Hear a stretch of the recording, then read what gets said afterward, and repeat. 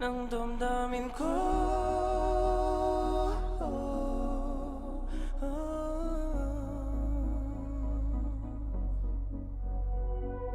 Hindi mo ba ako lilisanin?